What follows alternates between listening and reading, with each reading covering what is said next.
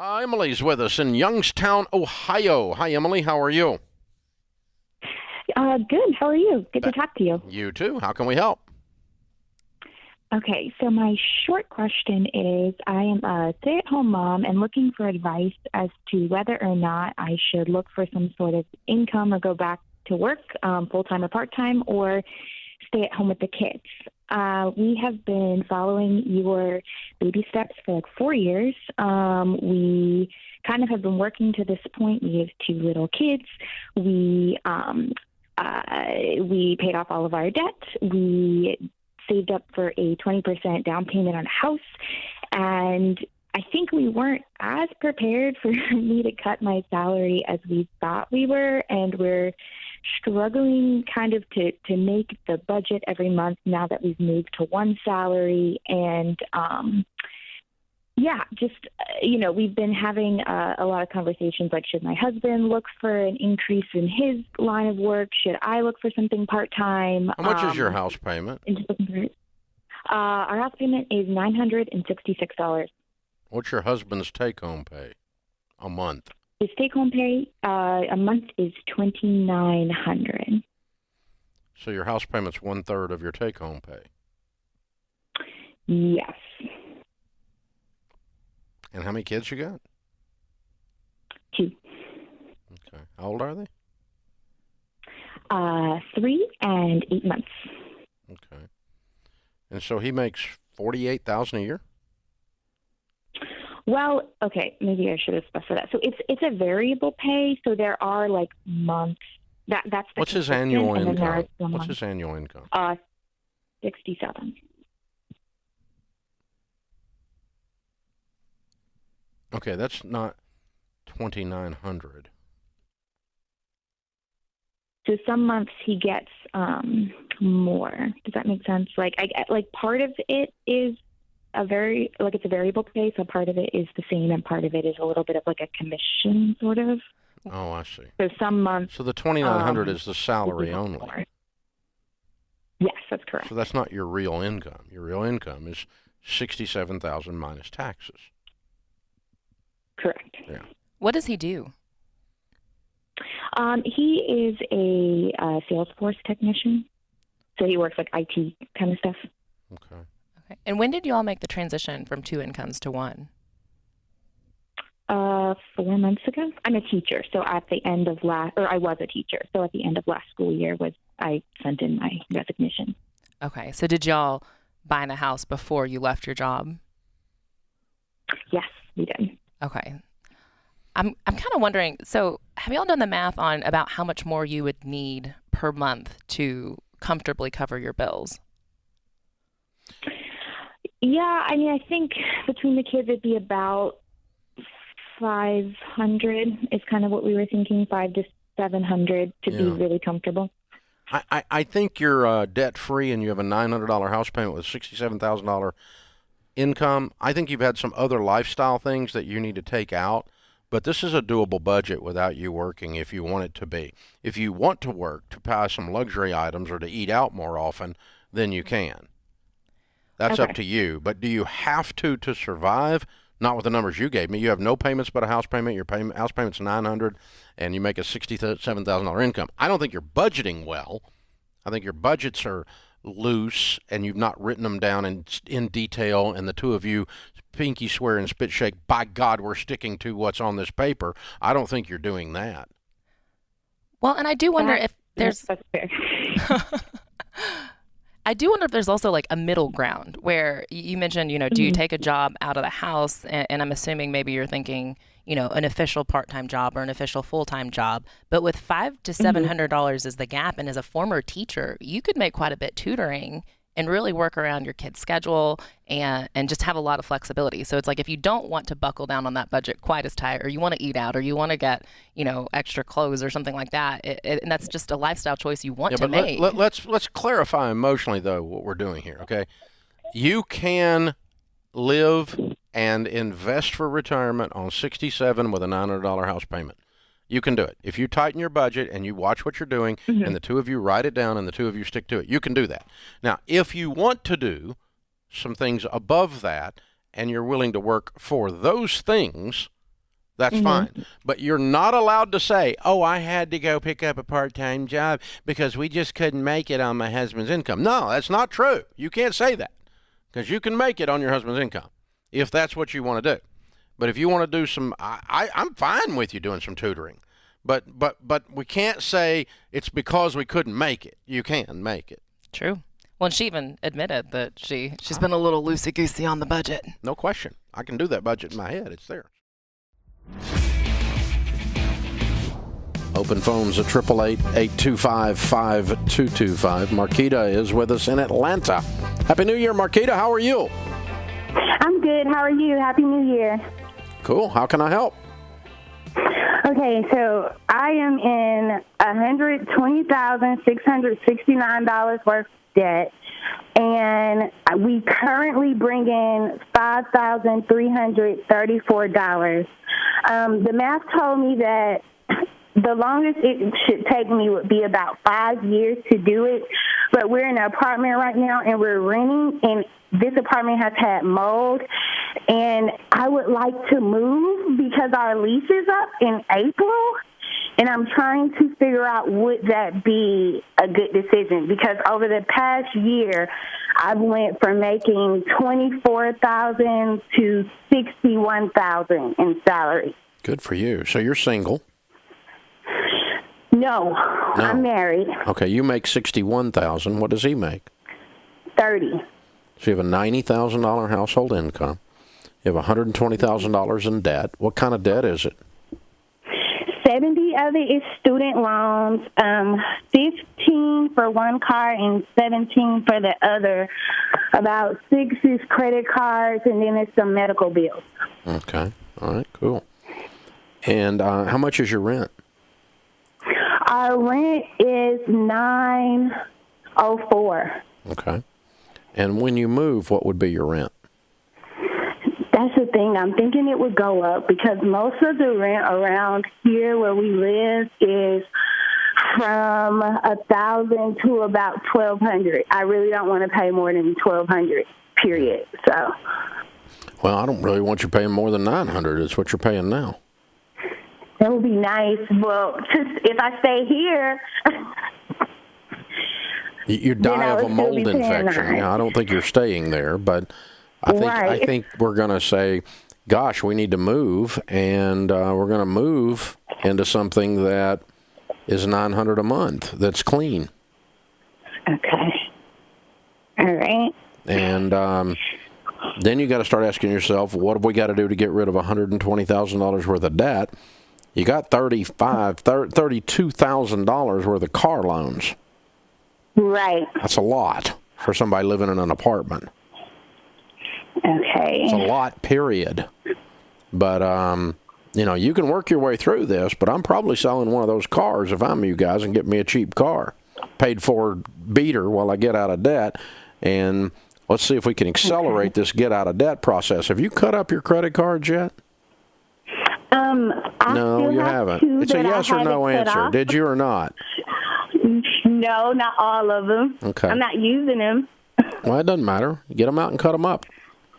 All right. Right now.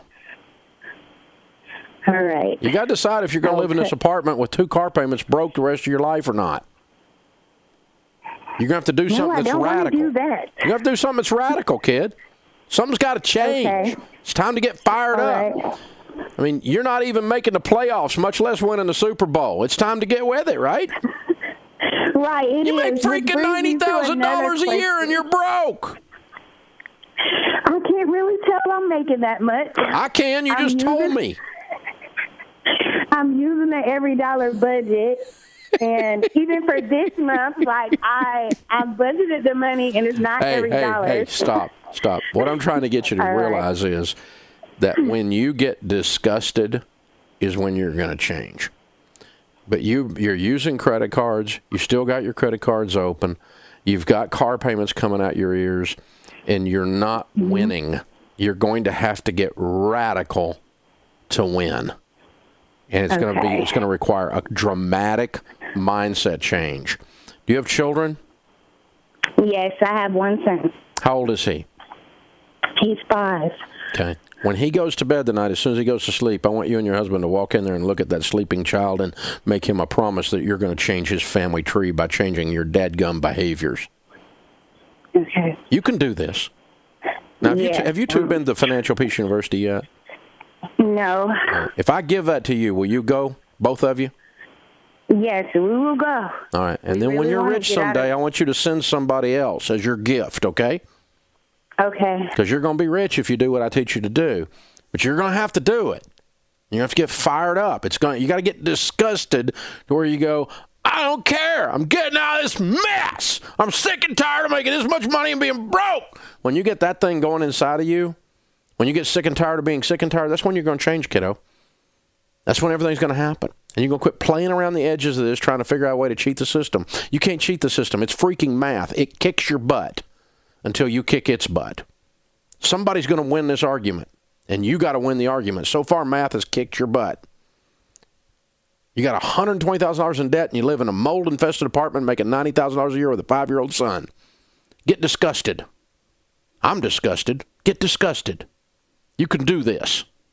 Hold on. We're going to give you Financial Peace University, and you call me back if you need some help as you're doing this. Justin's in Houston, Texas. Justin, welcome to the Ramsey Show. Hello, Dave. Thank you for taking my call. Sure. I was wondering about taking a loan out for home repairs for the end goal being to sell the home. And I know that debt is bad, but the situation is that I have 2 elderly relatives with a fixed income, and the houses that they have, fortunately, are completely paid off. The issue is that they have significant damages to their foundation, to their walls, a lot of it. They're safe to live in, but I was thinking perhaps if there's if an equity loan could be taken out against it in order to fix those significant issues and then sell off those houses so that they can eventually live in like a smaller place, like a condominium or a townhouse, where they wouldn't be burdened by the property taxes that these houses are in, if that would be acceptable, in your opinion? I would not do that, no. Because as always with a story with debt, your story only works if it works. But I've been there when it doesn't work. Like when these people with hardly any income have a home equity loan, the house won't sell, and the interest rates go through the roof. Did you notice interest rates have been rising? And now they're sitting there trapped. Oh, now they get foreclosed on. That's the people I've met. So okay. The debt plan only works when it works, and it hardly ever works because life hardly ever works exactly the way you map it out in your head. So, yeah, if everything worked exactly like you said, would that work? Yeah, it would work, but it doesn't. It's not how life works. The contractor screws them doing the basement repairs. Now they've got all the debt, and the repairs still aren't quite done, but they borrowed all they can borrow. Now they're trapped with a partially completed construction project. Oh, and then the interest rates go up, and then one of them falls ill. Yeah, this is how real life unfolds here. So why wouldn't you just sell the houses outright now as is? As is. And get the cash? Well, my concern is that the damage are such that that the amount that the houses would sell for would be significantly less than they could potentially get. Yeah, well, that's true, but they're not in the real estate investment business. They're in the broke old people business. Yes, that's correct. And that was like in my ideal vision is that they could get as much money for their houses to be able to sustain their retirement. They're in their 80s. Do you have any money? I do, but not. How much money do you have? I have my wife and I have around $98K in our retirement accounts, and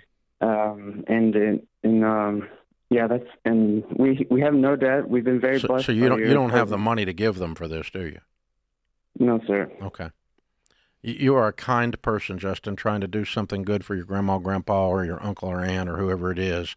And but you're getting ready to create a bigger mess because you don't see all the unintended things that could come about here that actually likely are more likely than the scenario that you've laid out in your head. That's what I'm trying to describe to you. So, yeah, I would get with, go to Ramsey Solutions and click on Ramsey Trusted for Real Estate and get an agent to come over there and tell them, hey, help me with this, because I don't want these people to have to give these houses away, but they simply don't have the money to fix them. And how can we get an investor in here to give top dollar as is, as John was suggesting? Because that's where this needs to go, man. I mean, my grandparents did the exact thing we're talking about here. The neighborhood they were in the same city, they were in Houston, was starting to be gentrified, and they had some major work that needed to be done on the foundation, some major work needed to be done on the driveway, and they just sold the house. The guy came up and wrote him a check in the driveway, handed him a check for the house. I mean, it was transaction. Yeah. And no, it's not as much as if it had been fixed up. That's right. That's what his point is, and he's right about that. But we're not in the house flipping business. That's right.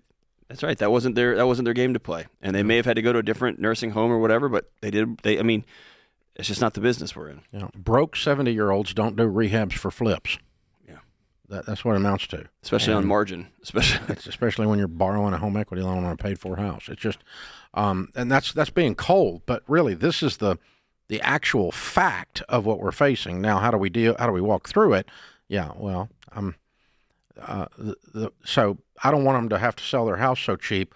That decision was made years ago when they didn't bother to keep the maintenance up. Now we're just having to execute the decision. That's when they gave up that equity, was when they didn't do the maintenance years ago, and they didn't take care of their money so that they could. But they chose to buy a couple of houses, which is very sad, instead of fixing up the one. Yeah, exactly.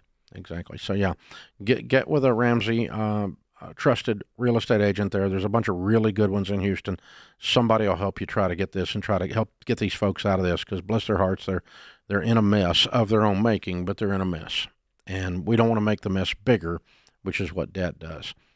So, yeah, I actually 100 years ago, it feels like now, I was in a Bible study, and from a Christian or a spiritual perspective or a biblical perspective, this guy was pointing out, and it's not words we use anymore because it's so long ago, but he said, when you borrow, you are presuming.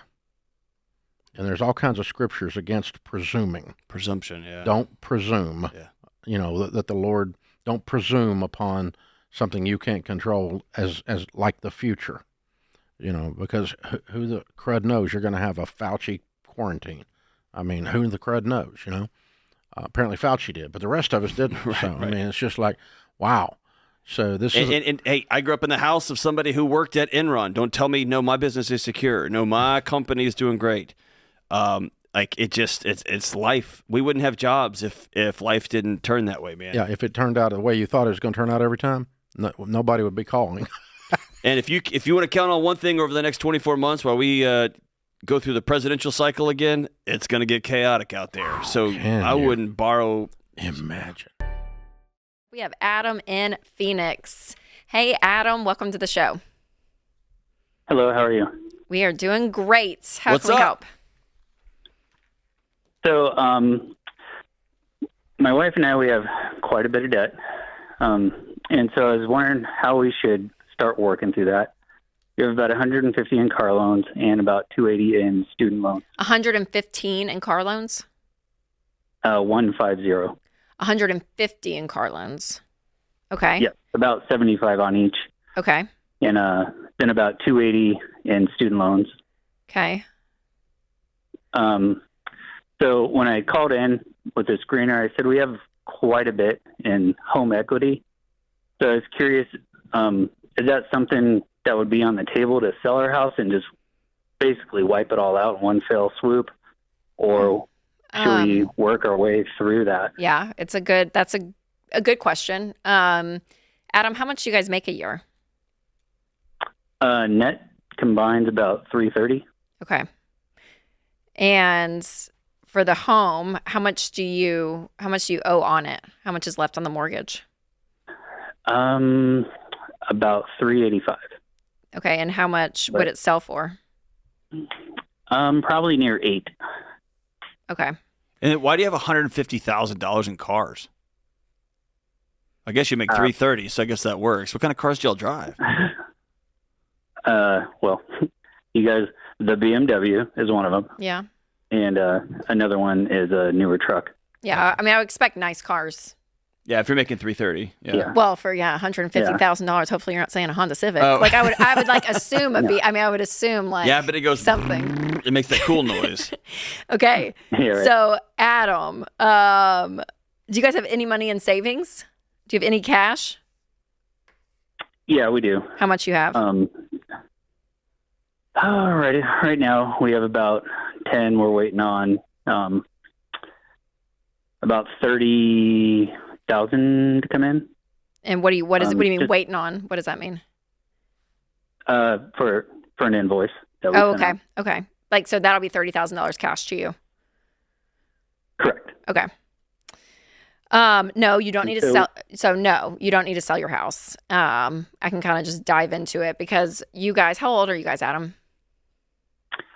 I am 41 and my wife is 32. Okay. Do you guys have kids? Yes, one. One kid. Okay. Before Rachel says that, you're the richest broke guy I've talked to in a while. Does that ring true? I guess. You make way too much money to be this broke. I agree with you 100%. Yeah. Okay. And, So Adam, that's Rachel why will give we're you the calling in. path.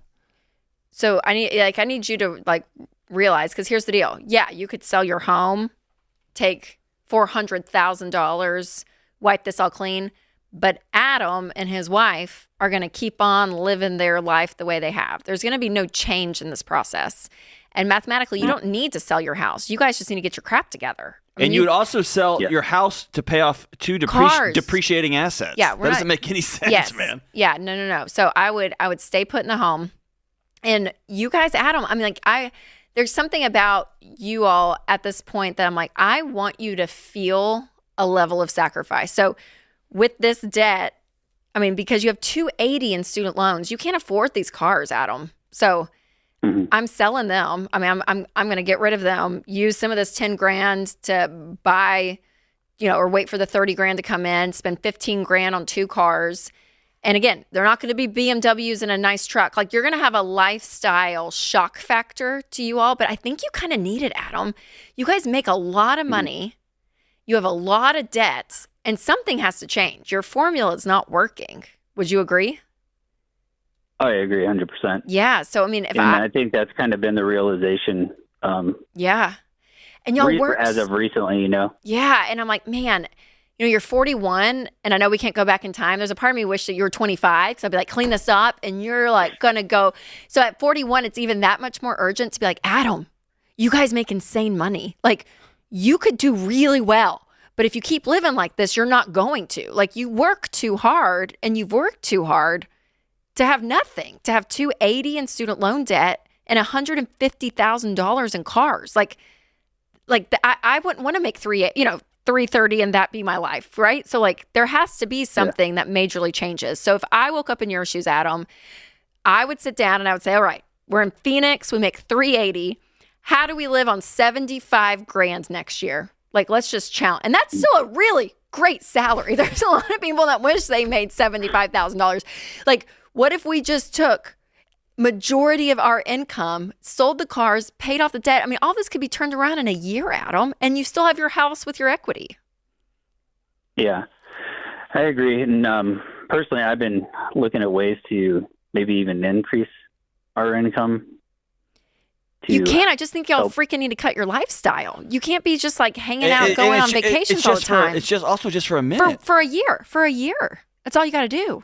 I wouldn't up your income. You guys have an amazing income. I think it's your lifestyle. If we look at this, Rachel, but that's uncomfortable. Was that 18 months? You go from making $330 and owing $300,000 to $400,000 to owing nobody anything, and he has 30 grand coming in too. Remember that? $500,000 in equity in your house. Like you flip things around so fast. So fast. Y'all could be in a completely different. You're a millionaire different in 48 months. Like the whole thing rolls over. But you just got to say you never again. You got to do again. it. You just got to do it. Gotcha. All right. I'm kind of quasi familiar with your guys' baby steps and whatnot. Okay, so oh, this is gonna make you real uncomfortable, man. It's gonna be so awesome. well. What it is, Adam? I mean, like honestly, I'm like I would, and the baby steps is this. I'm like I would. It's $1,000 emergency fund. So you freed up in our math right now. You freed up $9 grand from the 10 grand that you have. Let's say the the 30 comes in. You got 39 grand to use, okay? You sell your cars.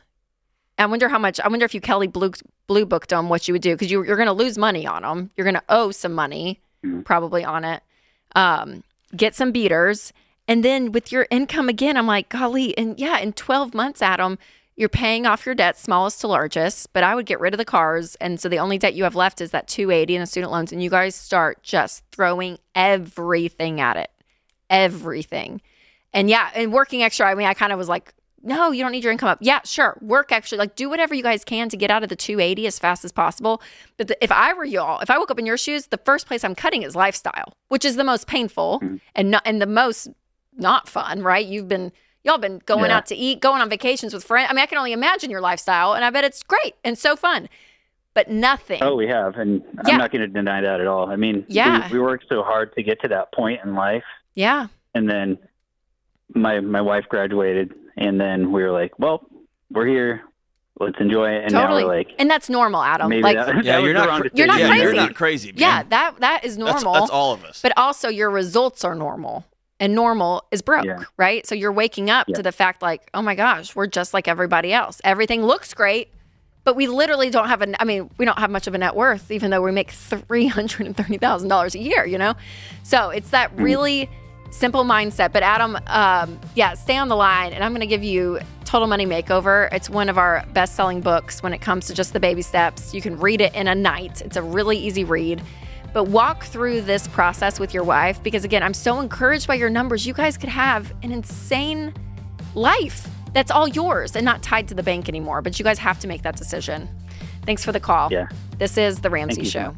All right, Dean is with us in Oakland, California. Hi, Dean. How are you? Hey, Dave. Better than I planned. It's a real pleasure talking to you. Thank you. You too, sir. What's your net worth? About $1.2 million, I think. And that's because I'm a brand new millionaire. I've been keeping my head down for the last 20 years, and all of a sudden my wife says we have to invest, and went to the investor, and they finally told us what we were worth. And it was just shocking that I've been able to do that. So you went to an advisor. Excellent. How old are you? I am 42. Cool. And what's the breakdown on this 1.2? How's it invested? Well, we live in California, so, our paid-off house, about $600,000. I got a few $100,000 in IRAs.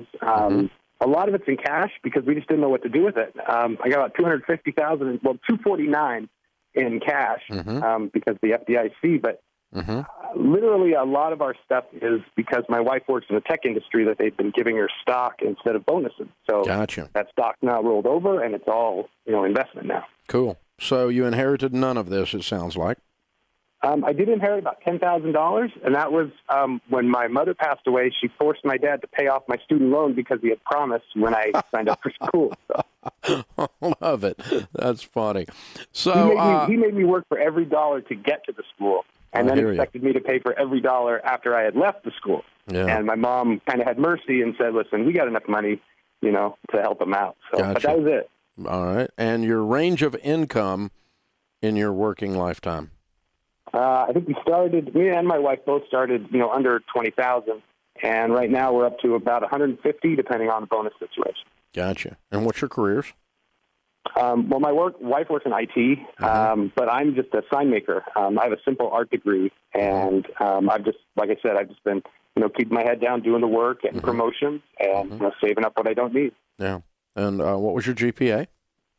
In high school, it was 2.63 because I really didn't care. But when I got to college, when I got to actual art school, I got a 4.0 because I really enjoyed it. Got it. Okay, cool. And how much of the $1.2 million is there because you borrowed money to create investments? Yeah, absolutely none.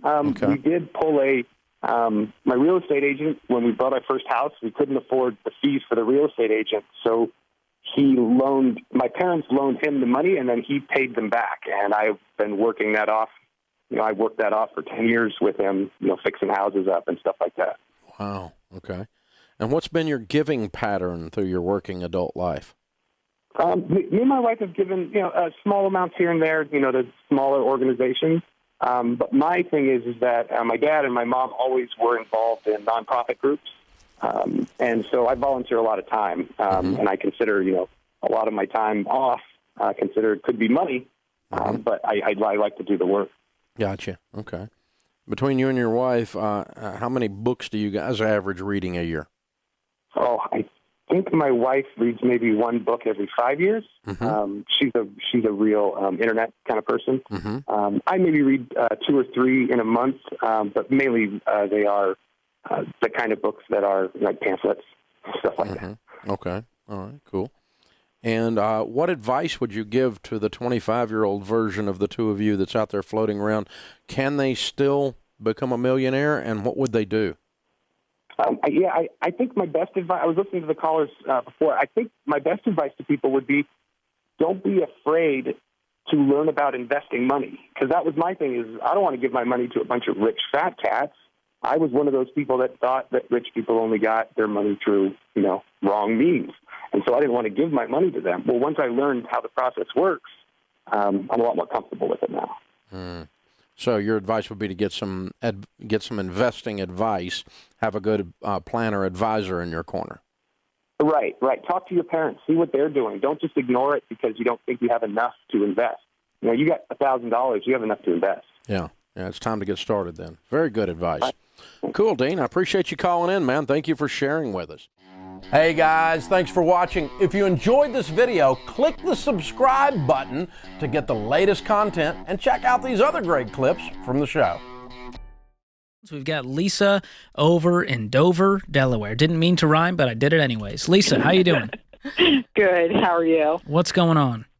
So we're 1662, and we have 2 cars, and we realize we don't need 2 cars, and we have 2 car payments. So the one vehicle has a lot of equity in it because of the type of vehicle it is. So we know we're definitely selling that. I've got a couple of different options. My husband wants to sell that vehicle, take the proceeds, and put it in our retirement account. I want to get rid of both vehicles, buy the best car we can for, let's just say, $25,000. That way we have no car payments, and we can take that money and start doubling up on our mortgage.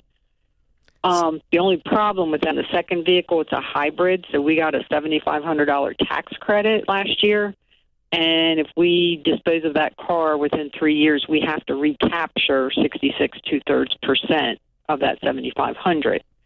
But my theory is if you have no car payments, that recapture penalty will go away in four months. So you'd lose out on about $5,000 that you'd have to pay back to the IRS? Right. Okay. And my husband's like, I'm not paying the IRS. Well, so, it sounds like you guys you're wanting to do a lot of things at once. You're wanting to invest, you're wanting to save it, you want to pay off the cars. And so I would focus on one thing at a time. And the best thing you can do right now is to get out of all consumer debt. So are the 2 car loans your only debt, or is there other things? There's a line of credit on the house. But so you got a HELOC? How much is it? I want to say 30. Okay. So we got how much... what do the car loans add up to? So the car loan, I just looked at that. I just about fell out of my chair while I was on hold. It's $70,000. Wow. Between the 2. What's your household income? $150. That's a lot of cars. It is. Yeah. Okay.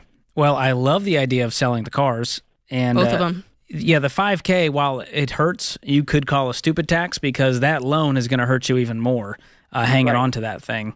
So... let's see here. If you sold one car, what would that give you? The one that has more equity in it? That would give us a $943 extra a month. All right. And would you clear any money? Is it worth more than you owe? Oh, yeah. We'd probably clear 20. That's good. Okay. And then what's left on the other loan, on the hybrid? That's a new one, so that's $51,000 on that. Oh, wow. Sell these cars. Yeah, it was a I don't know how midlife crisis decision I made.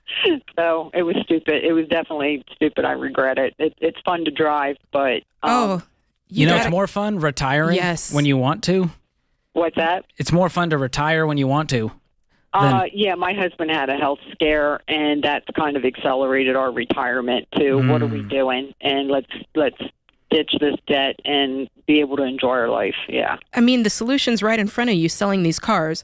And you sell both of them. You buy something that's within range. Maybe you spend $20,000 on something. And then you whatever you have in this line of credit, clear that out. Mm-hmm. That's a much better situation than what you're in today, right? Right. It's just his theory is he does not want to pay back the stupid tax. He's like, let's just hold on to it. We'll take the money that we had on the other car and we'll just. But he doesn't see he doesn't see the $70K of car payments as stupid tax tonight, because I think he doesn't. Like I said, I didn't realize till I started pulling the financial, the loan paperwork out, and I'm like, holy tell him to listen to this episode, and Lisa, that Jade and George told him that's the stupid tax. If he was so keen on investing, he should have spent all that money he spent on the cars and put that into retirement. If he was such a retirement fiend. So I'm selling these cars, get rid of the HELOC next, become completely debt-free, get a fully funded emergency fund, then we can have a ball investing. That is the plan for progress, and you guys can get there with that great income, but we got to start focusing today. That's right. Thanks for the call, Lisa. Sarah's in Salt Lake City. Hey, Sarah, what's up? Hi, how are you guys? Better than we deserve. What's up? How can we help? Question first, and then I have some more background information. But my husband, who's 28, and myself, who's 27, we bought a $476,000 two-bed, two-bath condo in 2022, and we're now looking to start a family, so hopefully we'll be growing out of it sooner than we expected.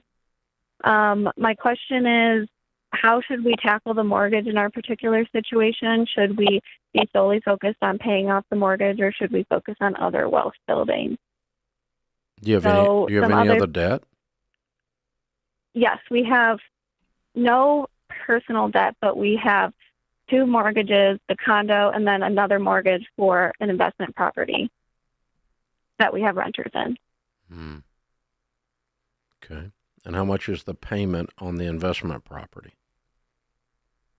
About $1,600. And how much is the rent on the investment property? $1,650. You should sell the investment property. You are losing money. That's shocking. Why is it shocking? A $50 cash flow is not a cash flow on a rental property. You should know that. Well, yeah, and I understand that, but it's more of a... You're losing money. Why would you have an investment that loses money? Because in the future it will hopefully make us money. Okay. The people that do that on real estate are the people that go broke doing real estate. So, okay. You have created a destabilizing, high risk situation in your life with that investment property. I own several $100 million worth of real estate. I love real estate. I have a degree in real estate. I've been doing real estate since 1978. I went broke in the real estate business in the 80s. I've done it all on real estate, Sarah. I'm a huge fan of real estate, but you've been sold a lie that the future gains in value are worth the risk that you all are taking and how much this is upsetting your current budget situation. Because this house is costing you probably $5,000 or $6,000 a year out of pocket minimum. By the time in cash flow. Meanwhile, you're waiting on it to go up in value, and then you're calling about how to cancel the mortgage on the other side. The way to cancel the mortgage on the other side is get rid of your negative cash flowing rental property, because by the time you have vacancy, legal expenses, and repairs, you're losing your butt on that rental property. One emergency away. Yeah, I mean, it's one $4,500 heating and air unit, and you're baked. So that's what I would do. I'd get rid of that. As far as the current property that you're in, if you want to get rid of the mortgage on it, that's fine. Start paying the mortgage down out of your income. And then when you are ready to sell it, to move to a different property because your family situation changes, then I would sell it. But right today, you don't have to worry about that because it's just in the future, we're going to have a family. And I Googled it, Dave. Babies can live in condos, turns out.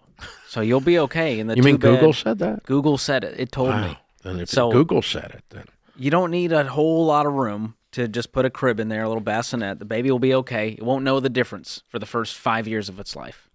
Says the father of a 4-month-old. There you go. I speak from experience now, Dave, as a new dad. Yes, you do. They don't take up much room. They're so fairly tiny. small. Yeah. My dogs take up more room than they do. Your dogs take up a lot of room. On they the take bed. up emotional bandwidth, too. But yeah. Living in my rent free, Dave, and very expensive to boot. Yeah, Sarah, all real estate is not good. Only real estate that is paid for and is not causing you problems financially is good. And your property is not a good property. You're in a bad situation with it. I can't stress that enough. I know that's bursting your bubble that you read somewhere that caused you guys to do this horrible deal, but that's what I'm here for. I'm not a dream killer. I'm a nightmare preventer. Ooh, I like that. There's a difference.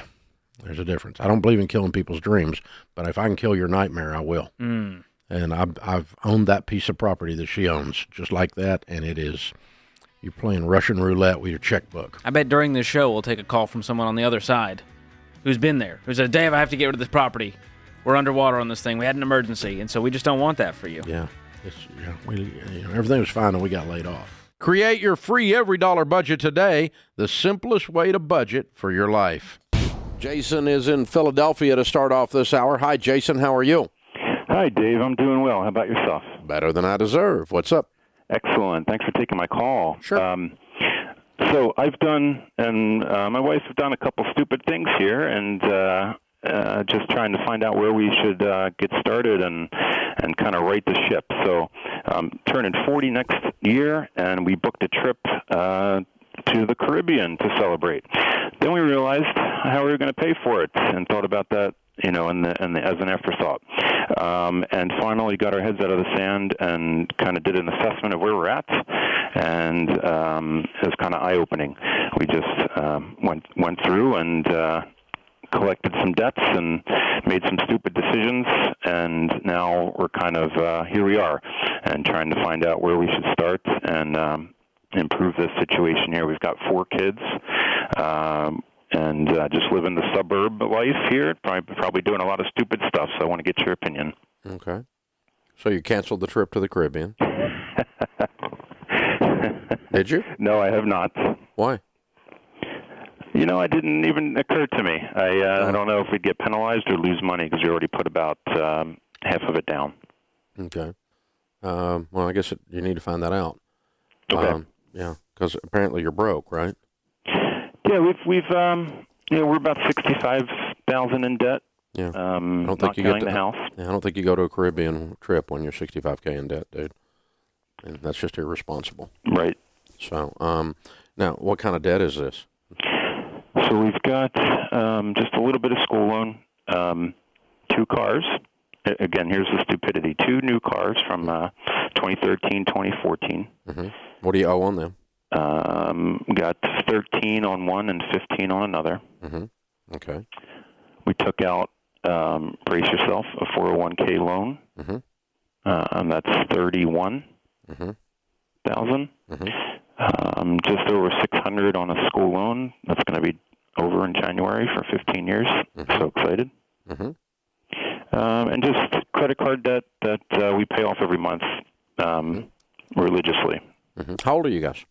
39, and my wife is 37. Cool. And what's your household income? We're doing pretty well there. So we're doing about $220 pre-tax. Okay. So why are you this broke? That's a great question. Just spending, kind of living without thinking about the future.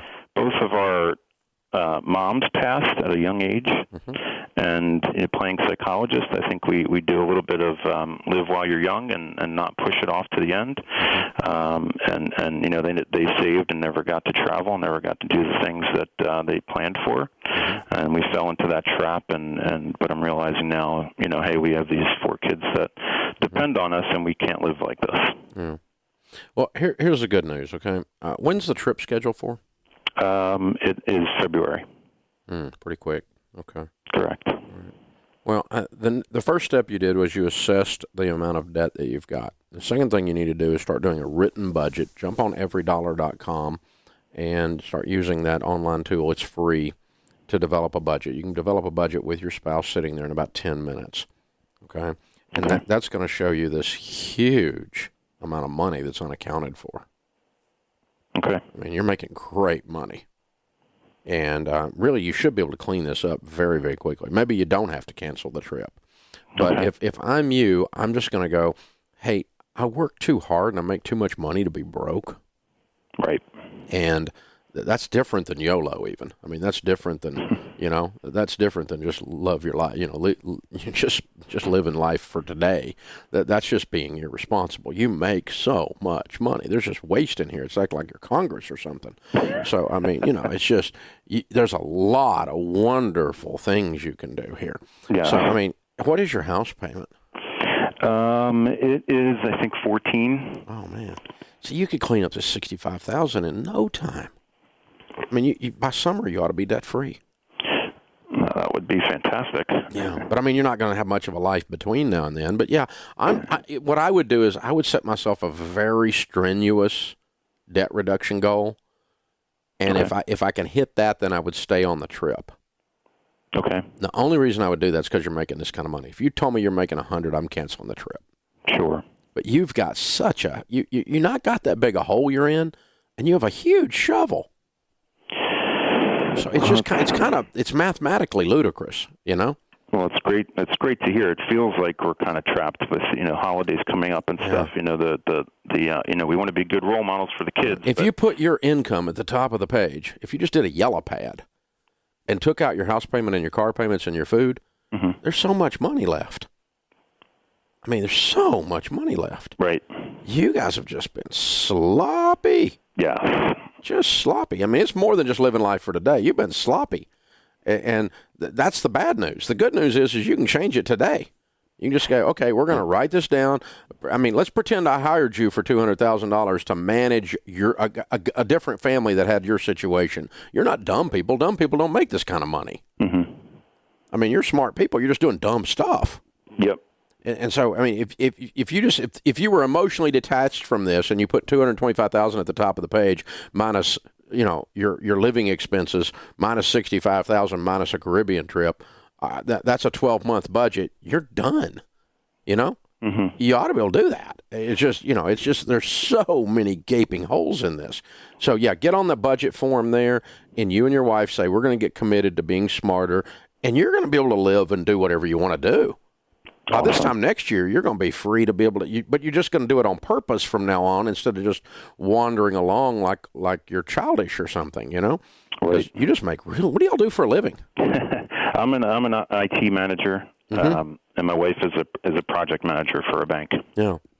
Okay, perfect. So in both cases, you're managing projects. You sit down in a situation and you begin with the end in mind, right? Mm-hmm. Correct. That's all a budget is. You have a $225,000 project laying here in front of you, and you need to begin with the end in mind. I don't even care what the end is. If you just do it on purpose, you'll start doing smart stuff. The dumb stuff you're doing is just because you weren't doing anything on purpose. There's no intentionality here. You got it. So just make this a project management issue, and that's because that's how both of your minds work, and you'll be able to knock it out in no time. And your flow chart, your product or your project map is this budget. Gotcha. Everydollar.com. Call me back and tell me how you're doing or if you need some help. This is the Dave Ramsey Show. Hey guys, thanks for watching. If you enjoyed this video, click the subscribe button to get the latest content and check out these other great clips from the show. Mandy is with us in Kansas City. Welcome to the Dave Ramsey Show. Mandy, how are you? I'm great. How are you? Better than I deserve. What's up? So I have a question. My husband and I have been kind of on your plan since May. So we read your Total Money Makeover book, got super excited, got ready, paid off, within the first 90 days are like $6,000. But the problem is every time we pay off a debt, we do a huge victory lap and take a while to come back to it. What do you suggest on how to avoid that? We don't have a good support system. In fact, my dad thinks we're absolutely nuts and makes fun of us about it, but we just need some guidance and some help. How much debt have you got, not counting your house? $57,000. Mm-hmm. Okay. And by a huge victory lap, you mean you just kind of stop doing your budget and you don't go into debt again, but you just stop making progress. Correct. Okay. And what's your household income? We make about $100,000. Okay. All right. Why are you getting out of debt? Because after paying child support and daycare, we find ourselves just completely maxed out. And we want to be able to eventually get me home with the kids, but because it's drowning us. Mm-hmm. Okay. Well, you should be debt-free in 2 years. Would that get you home with the kids? Yes. Okay. Do you need to put pictures of your kids on your budget? That's a good idea. I mean, you need to do something to remind you of your why, don't you? Yes. Because what's happening is your short-term pleasures are taking away your long-term soul-enriching activity, which is being home with your kids. In other words, you're giving up the best thing out there for some stupid little stuff on the short term because your why is not in front of you in your emotions. Am I right? Yes. Even though we see them every day, we still don't. Yeah. Somehow you got to relate sticking to the budget and living on beans and rice to how fast I get to be home with the kids.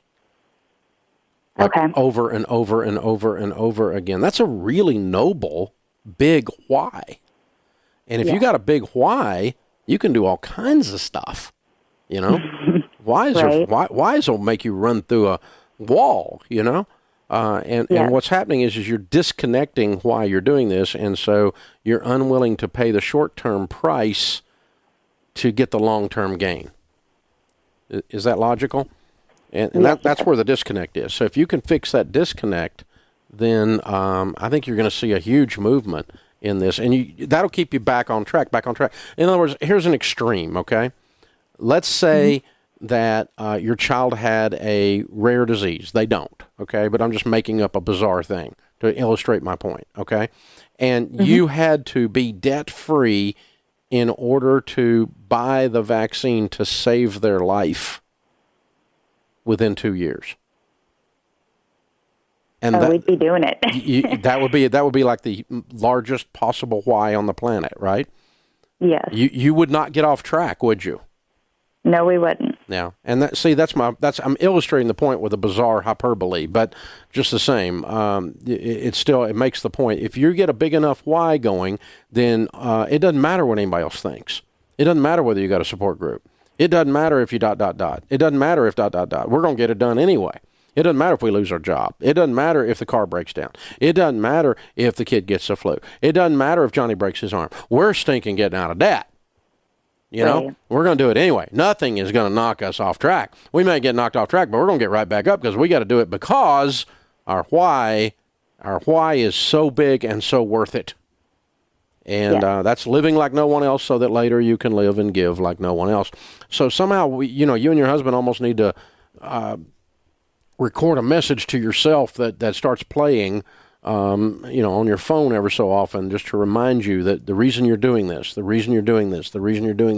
it's worth the sacrifice. The Bible says no discipline seems pleasant at the time, but it yields a harvest of righteousness. No one enjoys the process you're going through. We just do it because the result is worth it. Right? Right. And that's what you're after. So I think that's what the two of you need to sit down and somehow I would need visual reminders around me, audio reminders around me. Put pictures of the kids on the refrigerator like they're on the milk carton. I don't know. I don't know. We got to do something here because I think for me, you wanting to be there full time with them is a big motivator. If you'll keep it in front of you, it'll keep you on track. Did I miss something? No, you did not. Okay. That's how I would go about it. You got to identify the why. The what will come to you. The how will come to you if the why is important enough. Hey guys, thanks for watching. If you enjoyed this video, click the subscribe button to get the latest content and check out these other great clips from the show. Today's question comes from Trish in Missouri. Our son graduated from high school in 2021. He decided to use his scholarships, working income, and a small subsidized federal loan to pay for college so far. He has done an amazing job with his finances. He had $17,700 saved for him in his 529, but he wanted to leave it alone and use it for his later years of school when he might need it even more.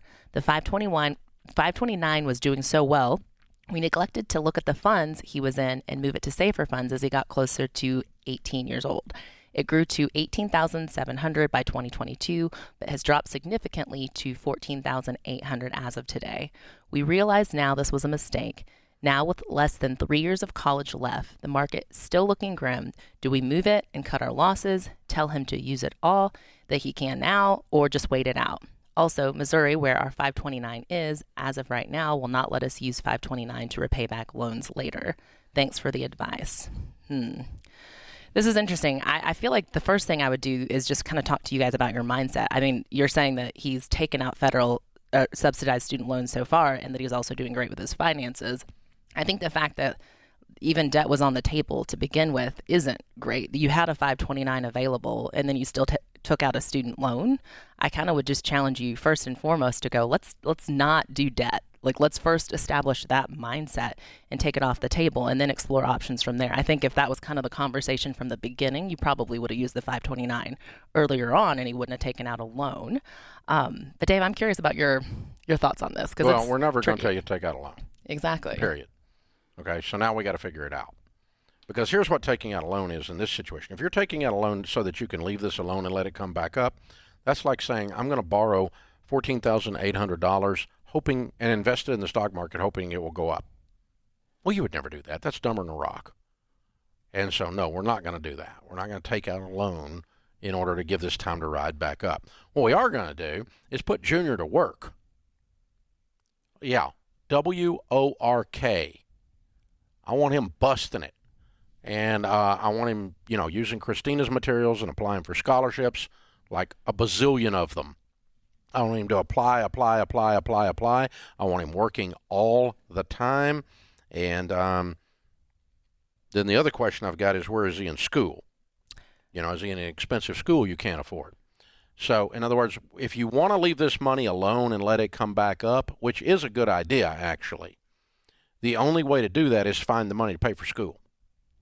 Because 3 years, if he's got 3 years left, that's a lot of time. It's going to come back up. Right. And you got to find the money anyway, because this is not enough to get him through school. Well, and if they continue going forward with the way they're going forward, 3 years of taking out loans is going to add up to a lot of money. Like, you're saying that it's a good, he's done well with his finances so far, but 3 more years of taking out loans, that's not going to be good. So it's amazing the creative options you come up with when you take debt off the table. He's going to have to maybe look at what school is he at? Can he go to a cheaper school? Is there some sort of employer he can work for that has a tuition assistance program? What scholarships are out there? Can he talk to the financial aid office and see if they can offer him anything else? Like, when you don't have debt as an option, then you really start fighting for yourself and trying to figure out what are the most strategic ways for me. A ton of these retailers, like Target, for instance, and others, are if you're working a certain number of hours, they're so desperate they're willing to pay tuition. Legit. And so, that changes the numbers on what you're making while working there.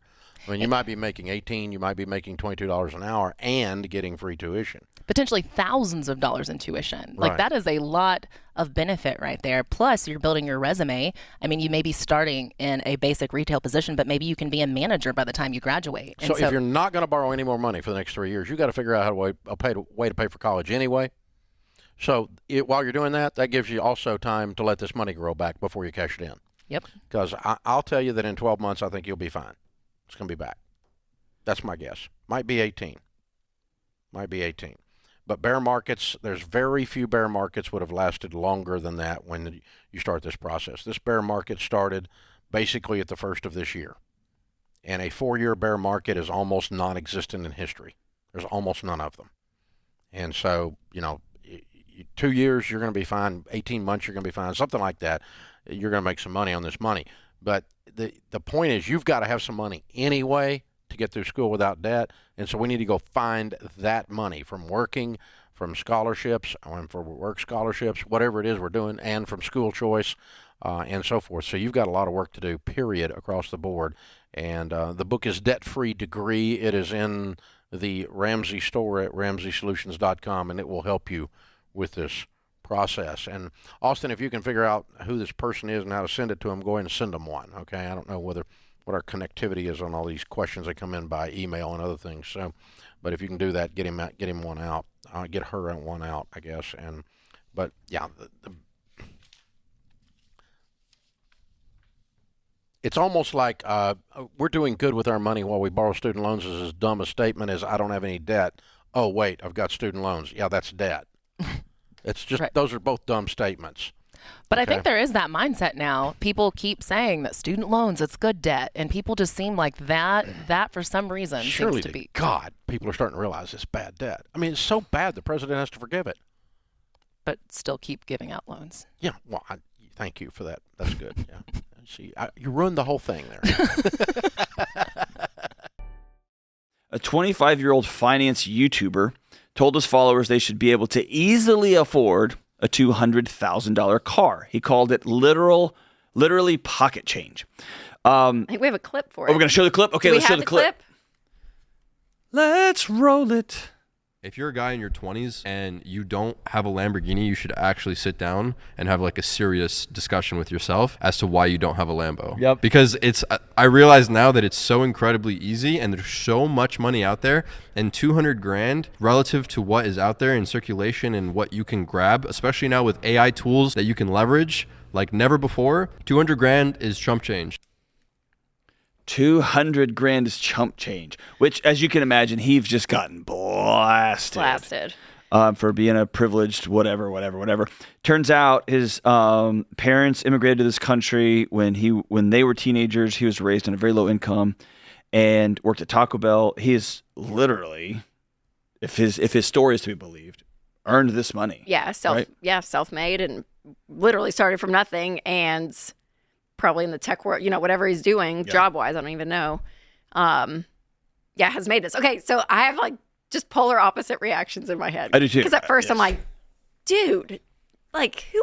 What? No. Yeah. Like that's that's not chump change. Like $200,000. Because you look at what the average American spends. I mean, we deal with everyday people on the show, and it's like, man, they're living paycheck to paycheck and all of it. So household incomes of 60 to 70,000. Yeah, that's like my first reaction. But then you hear a story and you're like, man, immigrants that come to this country, they say, build wealth, and I don't have the stat right, but I think it's like 5 times faster if they come legally versus just someone that's born here in the States. What? Yeah. Because that's the other argument is I'm like, okay. So he sees opportunity. He sees it everywhere. Everywhere. And he's like, how could you not be making so much money? Because there is so much out there to be made. Yeah. To be made. And there's so much opportunity. Of course you're going to be making a ton because you can, right? Like that's his mindset. So when I worked in universities for all those years, all my international students, I would always like do sessions and we would hang out, we'd have lunch together, and they were part of my classes. It was always amazing to me how my international students that came in, they were so wide-eyed with opportunity. They just saw it everywhere. Yep. It was wild. And they inspired in me. I remember 10, 15 years ago, you're missing this whole thing, right? You are so focused on getting this one job with this one salary so that you can meet some sort of internal. And I was just missing opportunity after opportunity after opportunity after opportunity. And so it inspired me years ago that they just gave me a new set of glasses with which to see the world. Right. And so I see this, and you got a guy whose parents immigrated over here as teenagers, grew up with almost nothing. And now, yes, I would tell him if he was my friend, don't say that out loud, right? I know. Don't say that out loud. I sound like a tool. You sound like an idiot. But also, man, if you're able to sit down and see the world and say, there's so much opportunity, what do you like? Get up and go find the opportunity. Go make it happen. Go make it happen. Go make it happen. It's inspiring. I mean, in that sense, right? And again, I hate that a Lambo was his example. I wish it was like, go get a $200,000 house, or like, you know what I mean? Yeah. Something that feels a little bit. Don't give $200,000 away, but Right. But the sentiment it's out there. is interesting. I mean, it is. It's inspiring. I mean, when you think about it that way, you're like, man, what else can I be doing? But I think too, we can get in that mindset of like, just pile up money, make more. But there is more to life than just that equation, Absolutely, right? yeah. And so all that plays in as well. So there's many different angles to this. I think but it's fascinating. this kind of story for me is as important as somebody like Cam Hanes or David Goggins, somebody who's running marathons every day or running 200-mile races, whatever. The average person's not going to do that. But when you have these pace setters out there who are doing these amazing things, it makes me, when I want to skip my 30-minute workout or my 60-minute workout in the morning because I don't feel like it or I'm too tired, or I can't today, yeah, I can. Yeah. You know what I mean? Like, yeah, that, right, like, right. Or I just can't get ahead. It's just too hard. I just can't find the job. Yeah, you can. Right? There is opportunity somewhere. And it might be doing stuff you don't like working at Taco Bell. I spent 4 years at Burger King. Like it wasn't my dream job. Yeah. Man, I learned a lot of great lessons and learned how to love and take care of people, even while asking them, would you like fries with that? Right. And so, yeah, it just reminds me of that abundance, scarcity mindset, man. Yep. It's just everywhere. And if you change that mindset, it doesn't solve your problems. Money doesn't go in your bank account, but you begin to look at the world a little bit. What is it, Henry Ford? If you think you can, if you think you can't, you can. You can. That's Yeah, it. or it is what it is, It right? is, So yeah. like what you believe, does have fruition in your life. I mean, there is power to that. So You got to go make it happen. So. yeah, that's great. Anyway, Sebastian, just in the future, just don't get on the internet and tell people that $200,000 pocket change. And thank you for inspiring us to see the world a little bit differently, that there's opportunity everywhere. So here's the deal. As a millennial, I keep up with the trends. I'm on social media. I'm on Instagram Reels, checking those out. And, of course, you got to see what's happening over on TikTok. And listen, I'm a hardworking guy. I'm just out here trying to help people get on a budget, get out of debt, save for the future. And flying in the face of all of my hard work, there's some people out there, some gurus that can't grow facial hair, that are out here telling you how to manage your money. And better yet, how to not manage your money. And one of those videos popped up on my feed, and it made my blood boil.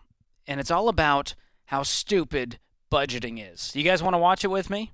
The live audience is nodding yes. I'll take that as a go. Let's watch this video. Here are the 3 reasons why budgeting sucks. Reason number 1, it almost always puts you in a bad mindset, right? You have this negative feeling towards money. Reason number 2 is because it's like a diet, right? We go on a diet, we tell ourselves we're not going to eat certain things. Budgeting, we tell ourselves we're not going to buy certain things, or we restrict ourselves. And reason number 3 is because we all have limited willpower, right? Just like a diet, you tell yourself you're not going to eat that cookie, eventually you break down and you eat that cookie. Budgeting, we tell ourselves we're not going to buy those shoes or whatever it might be. Eventually we end up breaking down and buying that thing, and then we just feel bad about ourselves. Oh, man. He's hilarious. He should try stand-up comedy instead of being a financial advisor. Okay, so let's break this down.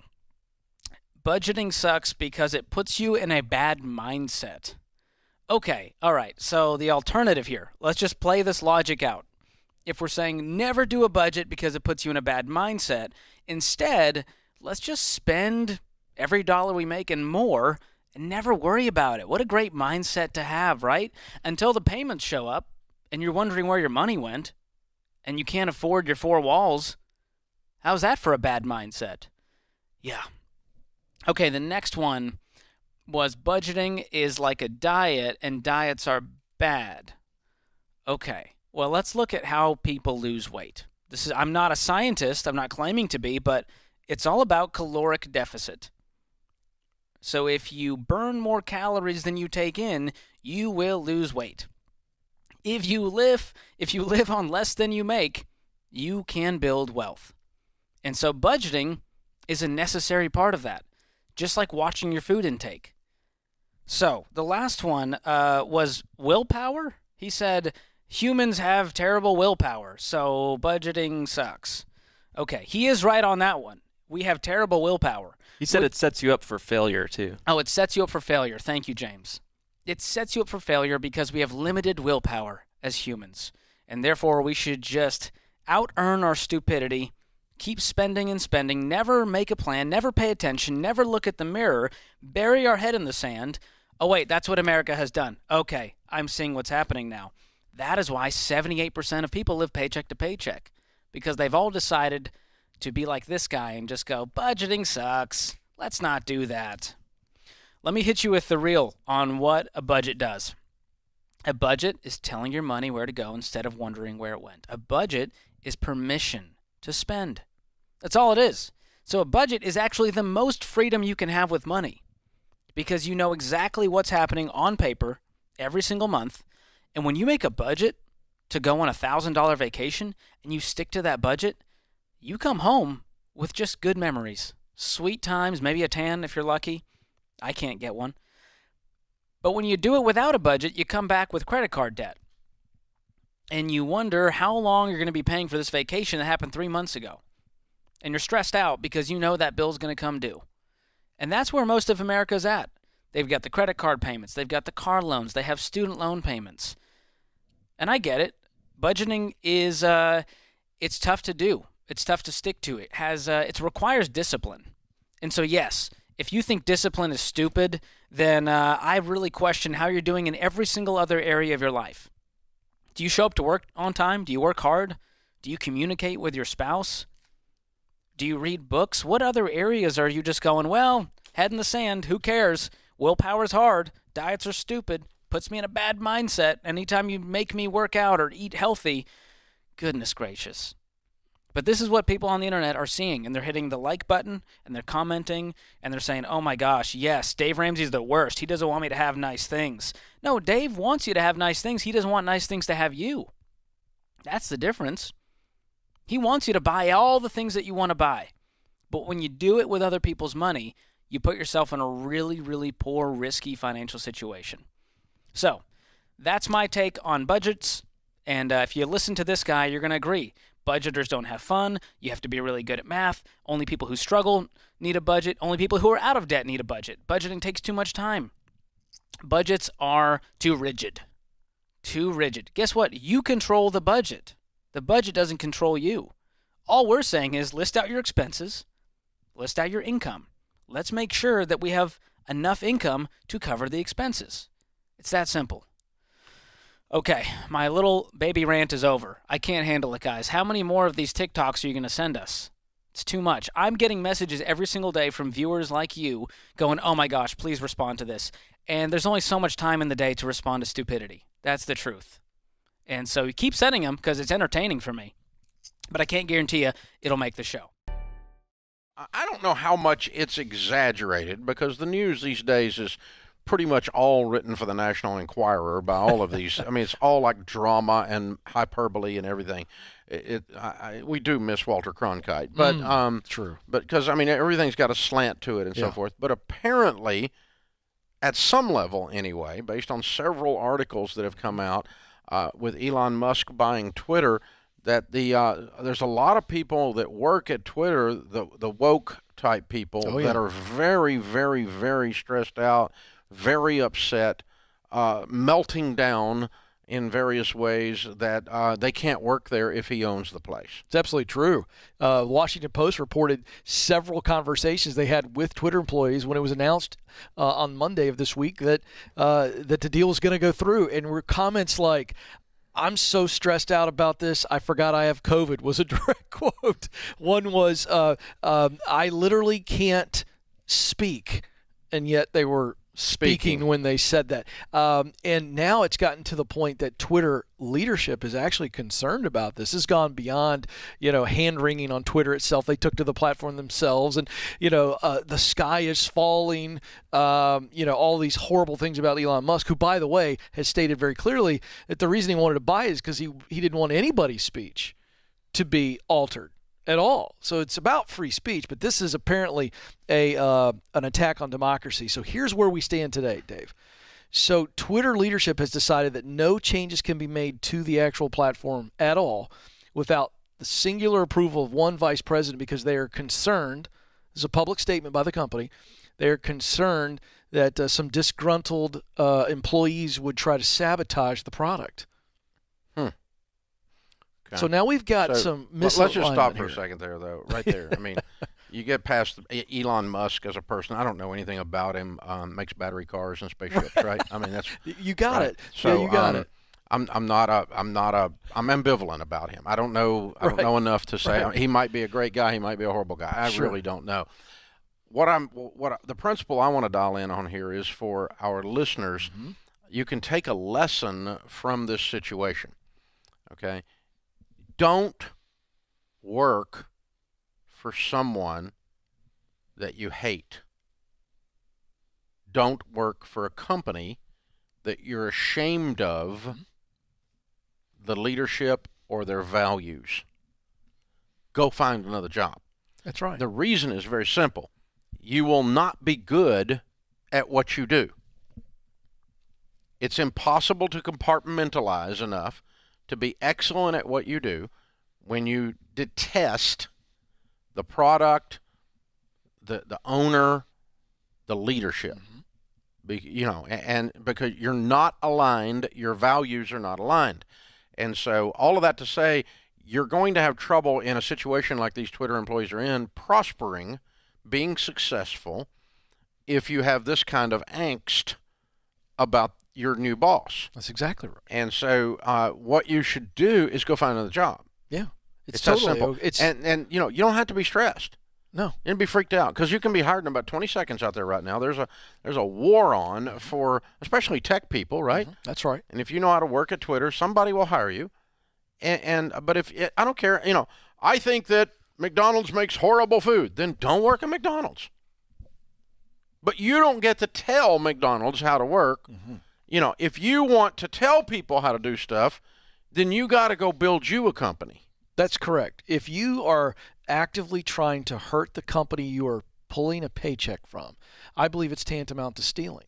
It is stealing. I really believe that. Because here's the deal. The minute you are at a point where you are trying to hurt the company that is paying you, or you are feeling any kind of other negative emotion, you will not be able to handle it. You can't keep doing it. Not only succeed, but it's just... It's called cognitive dissonance, okay? Yeah. It's two things in your brain that they can't both be there at the same time. Right. And be healthy. You've got to be a psychopath to compartmentalize at this level. You cannot do it. Right. And so to be successful in your life, embrace the journey. The thing has changed. Yeah. And you should not work not for the sake of the people, and it's not a matter of you're protesting by leaving. If you want to say that, that's okay. Yeah. But the deal is, it's not about the company, and it's not about Elon. It's not about any of that. It's about you. That's right. You cannot be your best version of you, the most successful, peaceful, fun version of you when you work at a place that is not aligned with your values. You think they're crooks. That's right. Or you think they're going to do harm to society, or you think they're a narcissist, or you think they're whatever. You should not work there. That's right. And so we have no problem. I have no problem with these young people, or however old they are, being so upset about Musk taking over. But you need to leave. You need to leave soon. And so the professional advice here is it's going to take 6 months for him to take over ownership. That's what Twitter's board has said. So you have 6 months, and I'm trying to make this relevant to people that are listening and watching right now, because if something like this happens... If you don't work at Twitter, you work at... anywhere else. And something happens. Joe's hardware store. Hardware. And Joe sells it to Henry, and you don't like Henry. You don't like Henry. Well... Then you should... you don't get to tell Joe and Henry how to do the hardware deal. That's their business. They own it. That's right. Snowflake. Yeah. So you don't get to tell them how to do their thing. No. If you want to tell somebody how to do something, you got to be the boss. No. It means you got to start something that somebody can bitch about. You got to grow something that somebody can bitch about. So you got to get up off your butt and go do something. But you don't get to tell other people how to do that. You don't get to tell me how to drive my car. No. It's my car. No. But you do get to leave. Unless you're a policeman. And then you can. But other than that, you can't. That's a good point. That's happened before. This is a Ramsey show. Now, I'm often asked here on the air about reverse mortgages, and 100% of the time, I've told people to not do reverse mortgages. Good article in the Washington Post over the weekend, and I tweeted out the link over the weekend. A guy tweeted it to me, actually, is where I found it, and I sent it back out. And listen to this. As she was getting on in years, her resources dwindled. Virginia Rayford took out a special kind of mortgage in 2008 that she hoped would help her stay in her 3-bedroom Washington row house for the rest of her life. Rayford, 92, took advantage of a federally insured loan called a reverse mortgage that allows cash-strapped seniors to borrow against the equity in their house that is built up over decades. But the risks of the financial arrangement are stark, and today the frail widow finds herself facing foreclosure. Under the terms of the loan, Rayford can defer paying back her mortgage debt that totals about $416,000 until she dies, sells, or moves out. She is, however, responsible for keeping up with the other charges, namely the taxes and insurance on the property. The loan servicer, Nation Star Mortgage, says Rayford owes $6,004 in unpaid taxes and insurance, and if she cannot come up with it, she stands to lose her home in Washington's Petworth neighborhood. I've cried a million nights wondering about what I'm going to do, Rayford, again, she's 92 years old, said. Across the nation, an increasing number of seniors are facing foreclosure after taking out reverse mortgages, either because they fell behind on property charges or failed to meet other requirements of the complex mortgage loans, according to the federal data and interviews with consumer and housing specialists. The Federal Department of Housing and Urban Development, HUD, which insures most reverse mortgages in the country, says it lacks detailed data on how many homeowners have lost their homes or facing foreclosure in the program. Which, by the way, is a lie. They don't lack details on it. Which was launched in 1989 and covers about 636,000 loans. And Nation Star, the lender on this case, declined for comment. No kidding. But a HUD report HUD, who doesn't have detailed data, issued a report that found that nearly 90,000 reverse mortgages held by seniors were at least 12 months behind in payment and taxes and insurance and were expected to end in, quote, involuntary termination. I don't think I want to be involuntarily terminated on anything. That's federal bureaucrat speak for we're going to shoot you in the face. Involuntary termination. Oh, my God, that's a scary phrase. In 2017. That's more than double the year before. Well, let me help you with this, folks. Okay, let me walk you through some numbers. There's 636,000 of these loans out there. 90,000 of them are in default, headed to foreclosure. That's 14% of the loans are failing.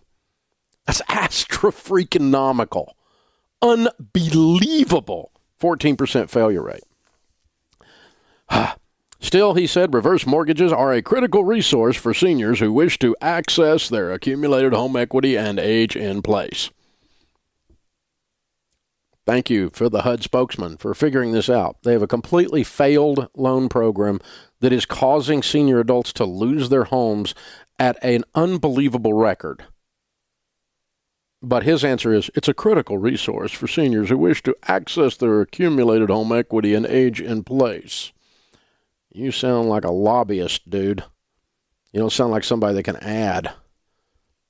Before 2015, the only thing homeowners ages 62 and older needed to qualify for a reverse mortgage was equity in their home. Lenders weren't required to determine whether they could afford to maintain their homes or cover the taxes and insurance payments in the future. Since homeowners used the funds to pay off the original mortgages or ran out of money after covering living expenses over many years, now HUD requires all borrowers to undergo a financial assessment. Wow! Before we give a mortgage, we actually do a financial assessment. You guys are rocket scientists. Unbelievable. Listen to this. Tens of thousands of troubled loans remain. More than 18% of reverse mortgage loans. Remember our earlier figure was 14 currently? More than 18% of reverse mortgage loans taken out from 2009 to 2016 are expected to go into default because of, that's 1 in 5, because of unpaid taxes and insurance, according to a HUD report. That compares with less than 3% of federally insured loans in the traditional mortgage market. So your typical FHA loan, about 3% of them go bad. 18% of these reverse mortgages are going bad. I told you these things sucked. Representatives of the National Reverse Mortgage Lenders Association declined for comment. Well, I would too. I'd run for the hills and hide behind the biggest bush I could find. Advocates of the loan, including celebrity spokesmen such as Tom Selleck and Henry Winkler, say reverse mortgages can help seniors enjoy their later years. No, they don't really say that. They read a script. Borrowers can receive, listen, here's the terms of reverse mortgage, in case you didn't know. Borrowers can receive 50% to 66% of the value of their equity, depending on their age and interest rate, generally set about 5%. Now, why do I tell you not to get reverse mortgages? Because you're going to lose your home potentially, because you get into all kinds of problems, and because the interest rates and the fees are a really bad ripoff. You ever heard me say that before? Okay, so let's hear what they just said. Interest rates are generally set about 5%. Do you know what the going rate on a 15-year fixed is today? A traditional mortgage, a HUD mortgage. Do you think it's 5%? Anybody out there? You think it's 5%? I get a report every morning. I'll tell you what it was this morning.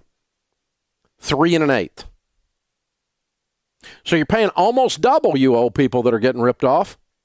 Thank you, Tom Selleck and Henry Winkler. We appreciate your endorsement. You get the opportunity to pay double and potentially lose your house when you're 92. This is a dadgum mess, people. Unbelievable. For example, a 73-year-old with a home worth $100,000 and no current mortgage could receive a loan or a lump sum on monthly installments up to a line of credit for up to $57,900, not including closing costs, according to HUD. So you could take your $100,000 house and get $60,000 out of it and potentially lose it. Is anybody listening to this? Unbelievable. The Federal Consumer Finance Protection Bureau has long warned about deceptive advertising and reverse mortgages. In December, the federal agency fined 3 companies, American Advisors Group, Reverse Mortgage Solutions, and Aegean Financial, for alleged false claims, saying they told seniors with reverse mortgages that they would not have to make monthly payments or face foreclosure, omitting the risks of failing to pay property charges. These companies tricked consumers into believing they could not lose their homes with a reverse mortgage, said the Bureau director. The companies did not admit wrongdoing in settlements that required that they pay $790,000 in fees. One of the companies was American Advisors Group, which is where Tom Selleck says he speaks on behalf of them. Many older Americans are in a tough spot right now. Why not use a reverse mortgage to make sure you completely lose your home? Oh, no, that wasn't what he said. I put words in his mouth. Excuse me. Hey, guys. Telling you for years, reverse mortgages suck. There's all your details. Interest rates are double. The foreclosure rates are 8-fold. This is ridiculous. Answers the question. Run! This is the Dave Ramsey Show. Hey guys, thanks for watching. If you enjoyed this video, click the subscribe button to get the latest content and check out these other great clips from the show.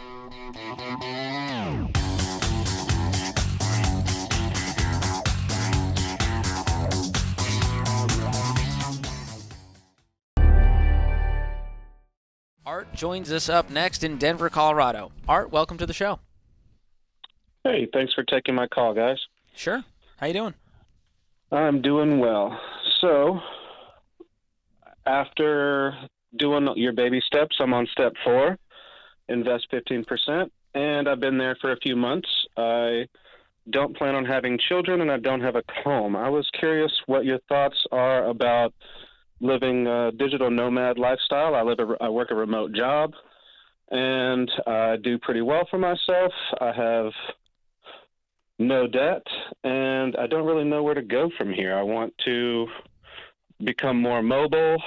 I currently live on my uncle's property with a very cheap rent, and could easily pay this and just leave my stuff here instead of have to get rid of everything.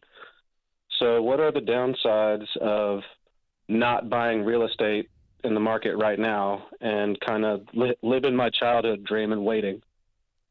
I don't hear any downsides, because yeah, but that sounds too good to be true. What's too good about it to be true? Lots of people do it. Yeah, I know. I don't know. Is your plan now? You gotta have a plan. Are you going to live in an RV, a camper? How are you going to travel? Where are you going to stay? RV. I have like I said, I have no debt. I've got about $12,000 to throw at going to do the camper thing without touching my emergency fund. Okay. And I don't know, I'm kind of hesitant to pull the trigger because I've been trying to live frugally these past few years and get out of the hole that I dug in my 20s. Right, but are you saying $12,000 is going to pay cash for something, or is that? Ideally, or I have access to personal interest-free loans from. We're not doing that. No. We're not going to recommend that. Why'd you get out of debt in the first place if you're going to get back into it? Yeah, see, that's kind of what I'm thinking. Okay, so if we take that off the table, he really wants to go for it. All right, we're on the same page now. So, how much do you make doing this remote job? I make about $85,000 a year. So, how long would it take for you to save up the actual full cost of said Let's say it was camper? 40 grand for a good camper. Yeah, I would say I could do it by late next year. Well, there you go. If I buttoned up and really. I think you can do better than that. You said you have almost no expenses. Correct. So how long would it take to save up 30, make an 85 with very little expenses? Not that long, but I'm scared of debt now that I've gotten out of it, and so I'm just wanting to take it slow. Okay, but again, we're not encouraging you to we're go not into debt. encouraging debt. George is just saying how much quicker could you make the 30,000? Maybe if you. What I'm took saying on- is, how out of your paychecks, could you take 2 or 3 grand and put it in a high yield savings account every single month? Yes. That puts you at another 30 grand. Add it to the 12, and that gets you a $42,000 RV camper. And now we just travel, and you live that dream, and you continue to do it debt free. You have a paycheck coming in from the remote job. You need to make sure you have internet access. And some people are doing, they have internet access from the camper at all times. You can look into those options as well. Mm-hmm. So I think the truth is, it sounds like there's some fear around jumping into this digital nomad lifestyle. Have you talked to someone who's done it? No, I haven't. I've been taking Dave's advice and talking to the old rich people that I know, because that's who I want to be. Well, also jump I'm into those communities online and go, hey, I'm new to this. What are some things I need to look out for? Go jump onto some Facebook groups, some Reddit threads, and see what people are saying about this lifestyle, the ups, the downs, the good, the bad, and then you can jump in knowing exactly what to expect. Okay. And guess what happens? 3 years from now, crazy. if you hate this and you go, you know what, I want to settle down, I want to sleep in the same bed every day, you can just stop and decide to do something different. It's not the rest of your life. Don't take on more debt, even if it's interest free. Just No. be patient. Let me ask you a question. Does the dream include you driving the camper or dragging it behind you? Or is the dream, I want to go here for 3 days, and then if I feel like going somewhere else for 4 days? Is it a combo, or is the camper and the RV thing a big part of this dream? It's really just going. I just don't like looking out the window and seeing the same thing every day. Okay, I had a hunch that was the case. And so now that I know that, I wouldn't touch the camper with a 10-foot pole unless you were into that kind of thing, because that's a asset that is going to go down. It's going to depreciate very, very quickly. And to George's point, if you get out on this digital nomad thing and I just want to go, and then I've bought this thing that's depreciating, then that's a pain in the neck down the road if I change my mind. Versus you're debt free, you got a good amount of cash saved up, you can save up even more, and if you just decide I'm going to drive, I'm gonna buy a real gas friendly car. Or if you've already got one, a very dependable car, I'm going to drive here and then I'm going to drive there. Or if you can afford to, I'm going to fly here and then I'll fly there. If it's about moving around and you can do your work from anywhere, then this is you coming up with a budget and a plan to go, all right, since I don't have rent anymore and I know what my income is, and if I look at, okay, and George, you're the king of this. So like budget-friendly hotels. So if I find a chain and I become a frequent rewards person and I'm paying cash for the hotel rooms and I'm going, all right, I can pay this. And so I've got a budget of, and so I know what my hotel and my food cost. And if I'm flying versus driving, this is just putting all that together and going, okay, this is what it looks like. And if I can only do it 20 days a month based on those financial realities, I know I'm living with my uncle the other 10 days. But I would stay away from the camper and the RV knowing what I know now. What do you think, Art? Okay, I think that's more reasonable. I guess I'm really more afraid of not having all my stuff that I've always had.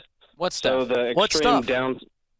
Well, I mean, I've never not stayed in a house for more than like 10, 12 days at a time. Then here's the idea. First of all, you already said you could store your stuff with Uncle. All right, that's one option. But the other option is, before we commit to this full time, why don't we just try this a week at a time for the next 3 months? What if we take the next 3 months and for 1 week we try this new lifestyle? And we just sit back and go, I always wondered what it was like. Now I'm going to test it without committing full time. Yeah. How old are you, Art? Okay. I'm 31. Okay. Yeah, I like testing this. I just think you need to take the pressure off of yourself as Yeah. if you step into this and this has to be your life for the next 40 years, regardless of what happens. Okay. I think that's where my stress is coming from. Like, what if I don't like it once I get out there? So That's Here's the great. great just news. take off in the car first. Yeah. And then that's make it. sure that works. Yeah. Try that whole hotel And make thing sure I and can food do it thing. Yeah. financially responsibly. That's it. Try it on a mini level, right? We're going to mini commit to this thing. We're going to test it. And then the testing is going to clarify all of this for you. And you're going to go ding, ding, ding, or eh. And you might realize, you know what? This ain't for me. That's right. And that's okay. And Yeah. you might just go, I need to Okay. travel at least once a month and have a trip to look forward to. And Yeah. that's good enough for me. Yeah. But as long as you do it debt-free, there's no need to stress about the No possibility stress. of going into debt if you just say, oh, I'm just a guy who doesn't go into debt. I'm not going to do interest-free loans. I'm not going to owe anyone anything. I'm going to use my debit card. I'm going to pay cash for the RV. I'm going to have an emergency fund for all the expenses involved with this, and I know what to expect. So jump into those communities, ask those types of questions. They're always happy to talk about it and share their experiences, even share their numbers of here's what the actual cost is. I thought it was going to be basically living for free. Turns out it's $7,000 a month if you want to do it big. And so do your homework, do the research, but I don't see any issue with you jumping into this.